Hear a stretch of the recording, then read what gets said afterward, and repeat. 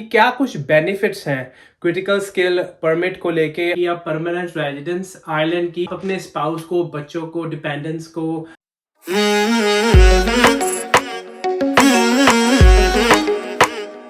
What's the story लैट्स और किदा हाउ यू। आई होप सारे बढ़िया होंगे। Welcome to the new vlog, this is ध्रुव।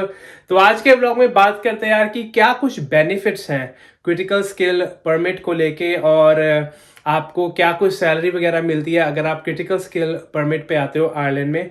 उसके बाद आप पीआर को कैसे अप्रोच कर सकते हो, कितनी जल्दी आप पीआर आयरलैंड की अप्रोच कर सकते हो, और आप अपने वाइफ वगैरह को, स्पाउस, बच्चे, आप कितनी जल्दी उनको यहाँ पे बुला सकते हो if you are on the critical skill work permit. और क्या आपकी स्पाउस यहाँ पे आके जॉब वगैरह कर सकते हैं कि नहीं, और कितनी की सैलरी रहती है क्रिटिकल स्किल वीज़as में। आज इसी व्लॉग में इसके बारे में पूरी अच्छी तरह बात करते हैं। और अगर कोई भी मेरे चैनल पे न्यू है तो बॉस प्लीज़ सब्सक्राइब करना ना भूले। तो फिर करते हैं आज के व्लॉग की शुरुआत। तो हाँ जी, बात करते हैं क्रिटिकल स्किल वर्क परमिट को लेके कि सबसे पहले तो आपको मैं ये बताता हूँ कि क्रिटिकल स्किल वर्क परमिट होता क्या है। देखो जी, क्रिटिकल स्किल वर्क परमिट उनको दिया जाता है आयरलैंड में जिनके पास कोई स्किल्ड है, मींस अगर वो आईटी में है, मेडिकल लाइन में है, और आयरलैंड में सबसे ज़्यादा इस टाइम आईटी में लोग बहुत आ रहे हैं, तो उनको ही क्रिटिकल स्किल वर्क परमिट दिया जा रहा है because they have the skilled, तभी उसको क्रिटिकल स्किल्ड वर्क परमिट बोलते हैं। और आईटी में तो लोग इंडिया से, पाकिस्तान से, वर्ल्ड वाइड से बहुत लोग आ रहे हैं क्योंकि Ireland is a hub for IT.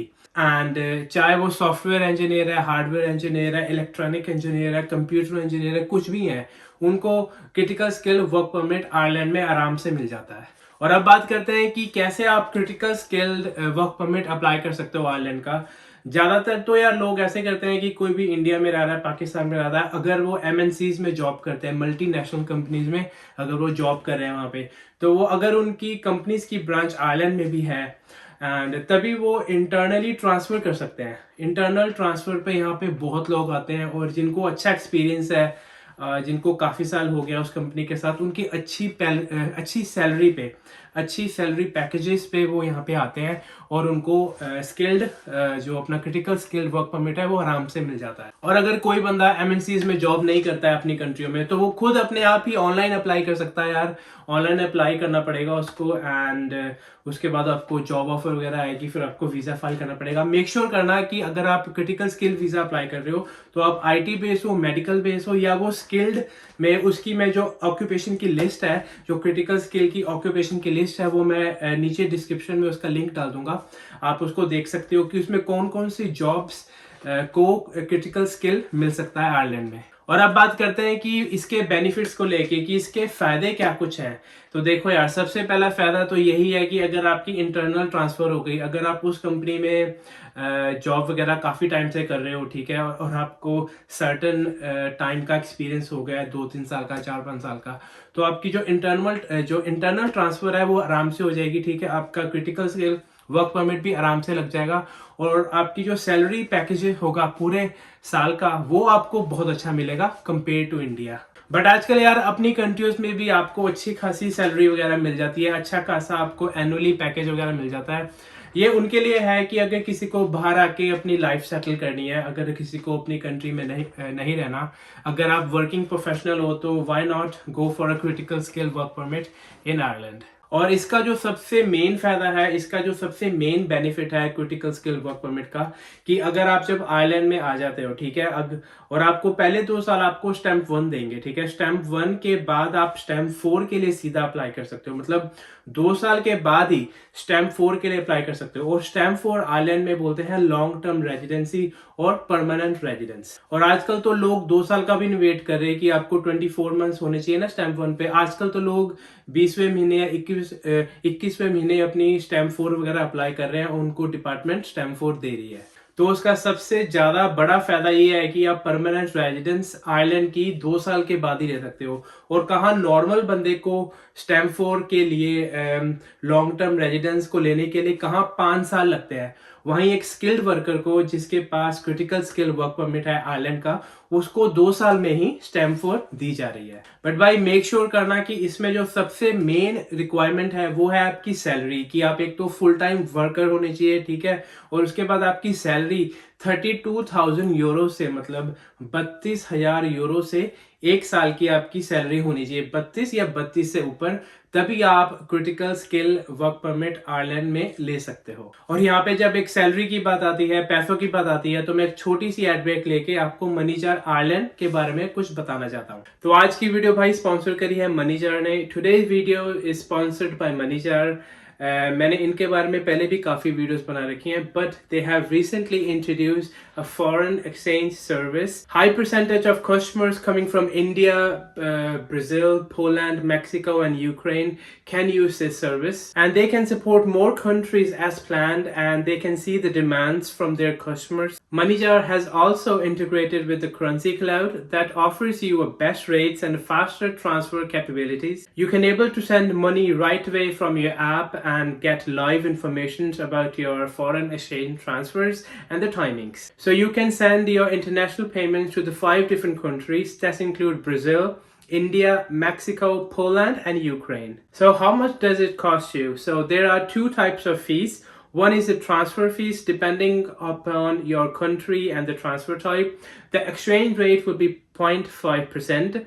And for SWIFT transfers, the fee is €7.50.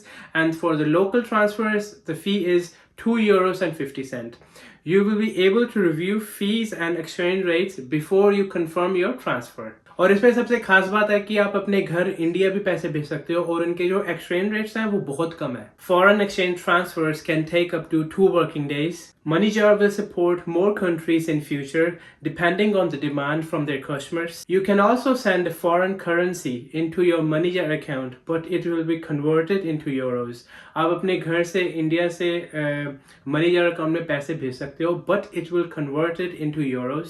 So Moneyjar is so simple and straightforward approaching to a digital banking. I highly recommend Moneyjar Ireland to everyone. इसका link मैं अपने नीचे description में छोड़ दूंगा. You can always check it out. Please download their app as they are both available on Android and iOS devices. तो अब चलते हैं वीडियो पे वापस। और जब आप लोगों को स्टैम्प 4 मिल गई, ठीक है, आफ्टर 2 years, उसके बाद आपको काइंड ऑफ एक तरह की फ्रीडम हो जाती है कि आपको फिर कहीं भी आप जॉब वगैरह कर सकते हो जहाँ पे सैलरी वगैरह अच्छा हो, बट मेक श्योर करना कि जो सैलरी का जो क्राइटेरिया है वो 32,000 से ऊपर हो, और आप फुल टाइम काम करते हो, और 39 आवर्स आपको वीकली काम करना है उस कंपनी में to maintain your critical skill work permit. और जब आपको 5 साल कंप्लीट हो गए आयरलैंड में, फिर आप अपनी नेचुरलाइजेशन मींस जो आयरिश सिटीजनशिप है वो अप्लाई कर सकते हो। और अब बात करते हैं कि आप अपने स्पाउस को, बच्चों को, डिपेंडेंट्स को आयरलैंड में कब बुला सकते हो if you are on the critical skill work permit. तो मेनली यार लोग ऐसे करते हैं कि जो पहली बार आयरलैंड में आ रहे हैं, ठीक है, वो अपनी कंपनी से रिक्वेस्ट कर लेते हैं कि मतलब मुझे अकेला नहीं जाना है, मुझे मेरी फैमिली भी है और इनको पीछे लुक आफ्टर करने के लिए कोई नहीं है। तो फिर मोस्ट ऑफ द कंपनीज क्या करती हैं कि चलो कोई नहीं, वो फैमिली वीज़ा अप्लाई कर सकती है। तो फिर आप आप अपने फैमिली के साथ ही आयरलैंड आ सकते हो।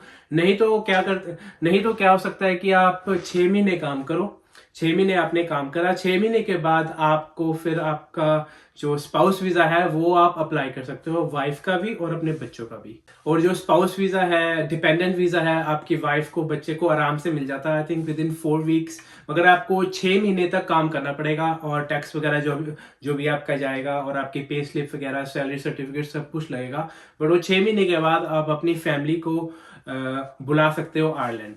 और यहाँ पे सबसे मेन बेनिफिट क्या है कि जब आपकी स्पाउस आयरलैंड में आ गई, आपकी वाइफ आयरलैंड में आ गई, तो if you are on critical skilled work permit in Ireland, आप अपनी स्पाउस को डिपेंडेंट तो बुला ही सकते हो, ठीक है, बट वो यहाँ पे आके काम कर सकते हैं, उनको काम करने का जो कहते हैं ना लाइसेंस मिल जाता है, मींस कि वो एलिजिबल होती हैं आयरलैंड में काम करने के लिए। पहले क्या होता था यार कि कोई भी वर्क परमिट पे आ रहा है ना, ठीक है, उनकी जो स्पाउस है वो काम नहीं कर सकती, उनके पास स्टैम्प 3 उनको वीज़ा मिलता है एज ए डिपेंडेंट, क्योंकि स्टैम्प 3 वाला आयरलैंड में काम नहीं कर सकता है। बट जो आजकल के जो क्रिटिकल स्किल वर्क परमिट जो भी रिसेंटली शुरू हुआ है आयरलैंड में, just for skilled workers only, तो अगर उनकी वाइफ काम करना चाहे वो आराम से काम कर सकती हैं। उनको स्टैंप दी जाती है 1G स्टैंप दी जाती है। मैंने पूरा स्टैंप्स को लेके कि कौन कौन से वीज़ास है, कौन कौन सी स्टैंप्स हैं, उनको मैंने लेके एक छोटी सी वीडियो बना रखी है। ये वीडियो है, चेक कर लेना जाके कि कौन कौन सी स्टैंप्स में क्या कुछ रिक्वायरमेंट है और वो किस चीज के लिए स्टैंप होती है।